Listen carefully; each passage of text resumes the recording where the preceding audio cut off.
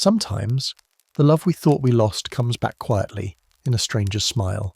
Tonight's story isn't about kings or battles or fame. It's about a quiet classroom where a child found something unexpected, a grandmother's voice, a grandfather's patience, in someone who wasn't family. No noise, no spotlight, just two generations sitting across the same little table, and in between, something warm began to grow. If you're feeling tired tonight, or just need something soft to hold, you're in the right place. Take a deep breath, turn down the lights, let this story drift in like a memory you didn't know you missed.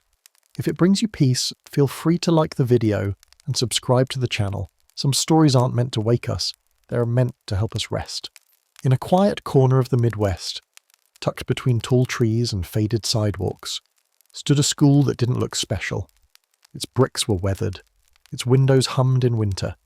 Every morning, children with sleepy eyes shuffled in, backpacks too big for their shoulders. It was the late 90s. The world was changing. But inside those old halls, time moved slower. Some classrooms still had chalkboards. There were coat hooks on the wall. The lunchroom always smelled of peanut butter and warm trays. But beneath the laughter and announcements, there was something else, a quiet sadness.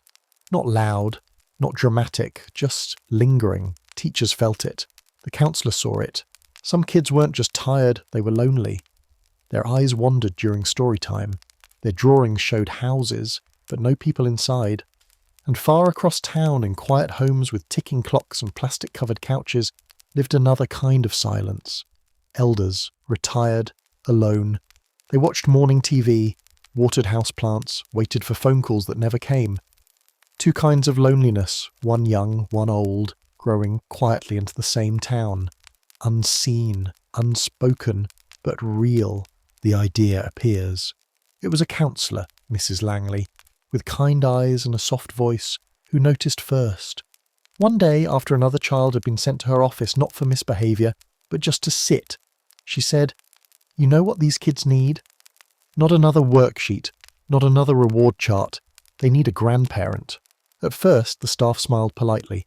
A grandparent? In school? Who had the time, the clearance?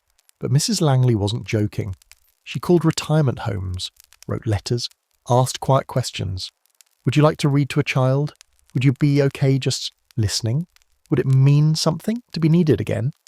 And to her surprise, the answer was yes. Again and again, yes.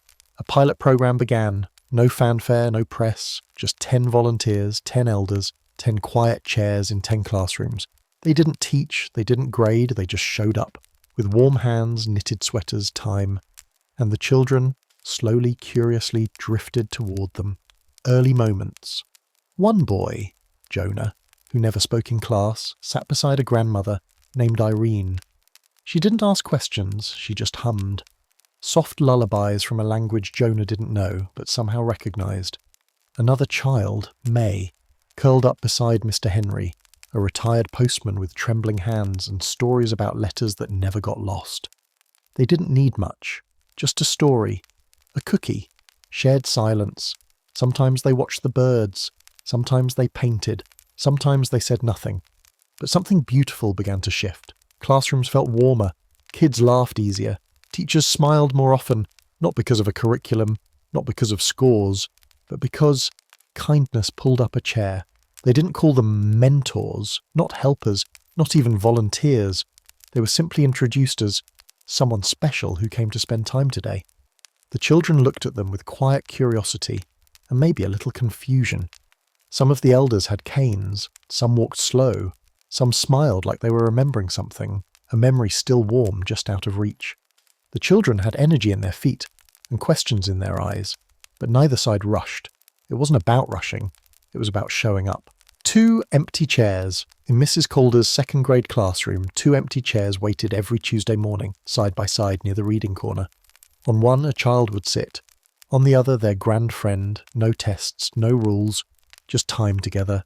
And time started to bloom. Jonah and Irene. Jonah had trouble sitting still. He bounced his knees, chewed on pencil ends, avoided eye contact.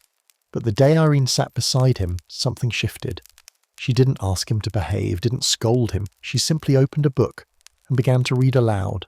Her voice was soft, slow, a little shaky.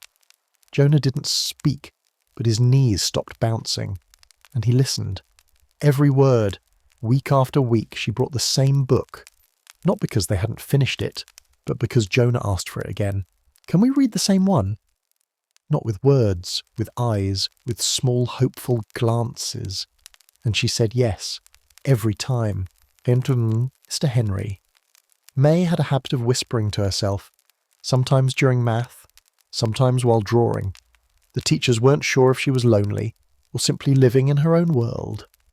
Then came Mr. Henry, a retired postman with tired shoes and a notebook filled with old addresses. He brought her paper and stamps, real ones. You ever written a letter, kiddo? He asked. May shook her head. So he showed her how to fold it, how to seal it, where the stamp goes. They started writing letters to each other, even though they sat side by side. Dear Mr. Henry, today the lunch was beans again. I didn't like it. Dear Miss May, I never liked the beans either, but chocolate milk helped. She smiled. He laughed. A little world of words grew between them, just theirs, more threads. Not every match was instant. Some children hesitated, some elders felt shy too, but time, kind, patient time, has a way of softening fear. One boy liked to draw trains. He sat beside a man who once worked on the railways. A girl loved braiding yarn. She met a woman who had knitted sweaters for 50 years. Each child brought their little world. Each elder carried a lifetime of stories. They didn't teach each other. They simply shared space, and something gentle began to grow. Trust, warmth, stillness, small changes, big ripples. The teachers noticed first. Jonah, once restless, began finishing his work. Not quickly, but with care. May started sitting with other children. She laughed at jokes, she raised her hand. Even lunch felt louder, not with noise, but with joy. And the elders, they began to shine. Mr. Henry brought a new tie every Thursday. Irene baked cookies again, just a few. One woman, who hadn't left her apartment in months, asked her daughter to drive her to school early. I don't want to be late for my buddy, she said. Moments worth remembering. One afternoon, during art class, little girl gave her grandfriend a drawing. 2 stick figures, one had a cane, one had pigtails. Underneath, in crooked letters, I love my school, Grandma. The elder cried, not loudly, just quietly, into a folded tissue. No one said anything, no one needed to. The classroom simply breathed, and the crayons kept moving. The school begins to feel different. Morning announcements started, including little notes. Thank you to our special guests in room 4. Ms. Irene brought banana bread. Don't forget to wave to our grandfriends in the hallway. Hallway walls were decorated with photos of hands, tiny fingers next to wrinkled ones, holding puzzle pieces, planting seeds in the garden, or just resting side by side. Not a single test was given, but learning, real, human learning, was everywhere. Not loud, not shiny, but felt, in every hug, in every whisper, in every little hand reaching out to hold another. Absolutely, my friend. Here is part 3 in the exact same English tone as part 1 and part 2, soft, emotional, bedtime style, with rich storytelling and calming rhythm. Every word is crafted to flow gently like a late-night story meant to comfort, not excite. Some stories don't need loud twists, they just need silence and time. Over the next few months, the school changed, not with banners or speeches, but with softer voices, more listening, more looking into each other's eyes. The program of school grandparents wasn't a program anymore. It was just part of life now. And then a few small moments came along, quiet, unexpected, unforgettable, that changed everything. A small hand raised for the first time. There was a boy named Robbie. He hardly ever spoke. He didn't ask questions, didn't answer them either. While the other kids laughed and played, Robbie sat in a corner, gentle, quiet and alone. Then came Eileen. She was assigned as his school grandmother. She had soft silver hair and a scarf that smelled like warm vanilla. She never pushed him to talk, she just sat beside him, every week. Sometimes she brought him a little wooden toy, sometimes she just read aloud, even when he didn't respond. On the 3rd week she asked, "Would you like me to read your favourite book today?" He didn't speak, but he nodded, just slightly. The next week he pointed to a page, and in the 5th week, when the teacher asked a question in class, Robbie raised his hand, just like that.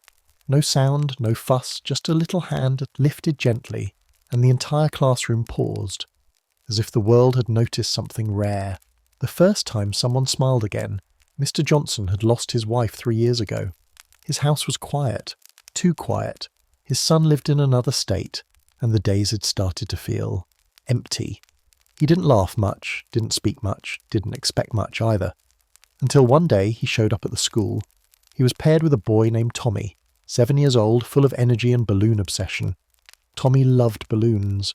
He brought one every week, red, blue, yellow. "Can you blow it up?" he asked Mr. Johnson the first day. The old man chuckled softly. "I'm afraid my lungs won't let me do that anymore."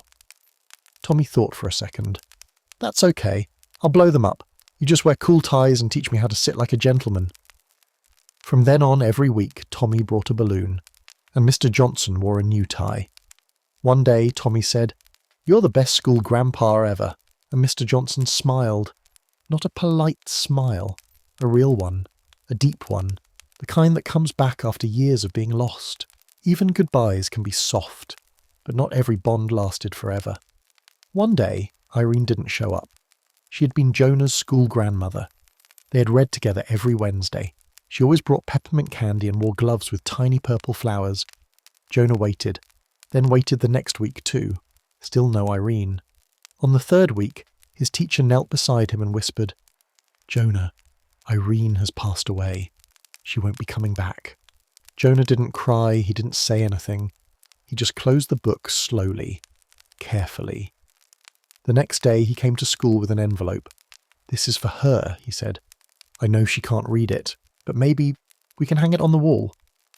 Inside the letter, in a child's crooked handwriting, it read, "You were the first person who always showed up for me. You read slow and soft, and I like that. I'll read slow now too, for you."